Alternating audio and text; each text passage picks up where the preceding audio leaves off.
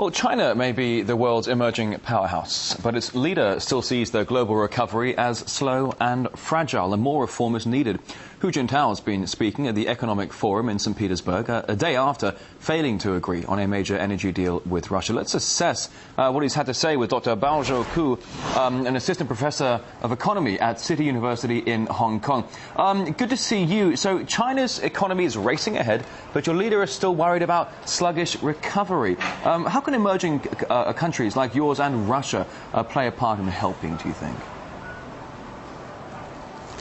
Well, I think both China and Russia are relatively doing well during and after the crisis. And both economies will have a lot of to offer to each other. And these economies are highly complementary to each other. For instance, China has a big market. China has a great energy demand, and also China is growing fast.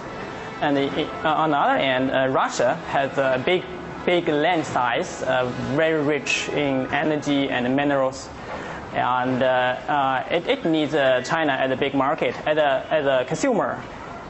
So I think, fundamentally speaking, both countries can be complementary to each other, and they can play a positive role in the global recovery. As you were saying, it's a complementary relationship. Russia has the resources, China has the need. As for the hoped-for gas deal, no deal was signed as of yet, and the price, as we know, is the big problem. How can China and Russia reach a compromise here? Because obviously, you know, each one's going to want to have the better side of the deal. Well, I have noticed certain reports. I guess, well, it's a big deal and a lot of money involved. So you can imagine that the negotiation will be tough. There will be a lot of terms that need to be determined and negotiated. It takes time. But I'm basically optimistic about signing a deal ultimately, because the fundamental factors are there. As I just said, these two economies are highly complementary to each other. So if a deal is signed, it will be a win-win situation. I guess it's just a matter of time. I mean, before a final deal is signed. So I'm not worried too much about whether a deal will be signed. It's just a matter of time. Well, you certainly do sound optimistic on this gas deal being signed. And as you were saying, you know, it stands to be a very, very big money investment here. The deal would allow Russia to diversify its exports away from Europe. How beneficial do you think this could be for Russia? Well, yeah, Russia used to depend on the European market for its for the buyers of this oil and gas. But we all know that the European market it doesn't look very bright, at least for now.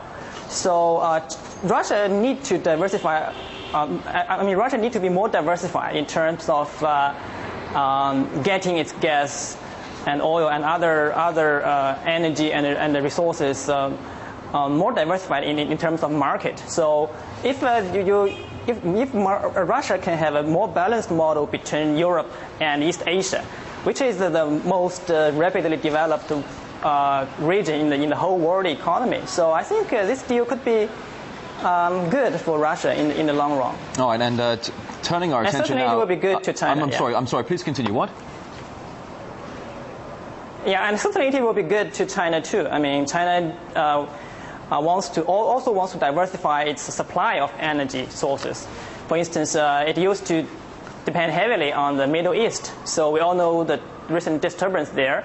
So China is hungry for a new energy source, and certainly if this deal is reached and China can buy a large amount of gas from Russia, then it will get stable and long-term reliable energy resources.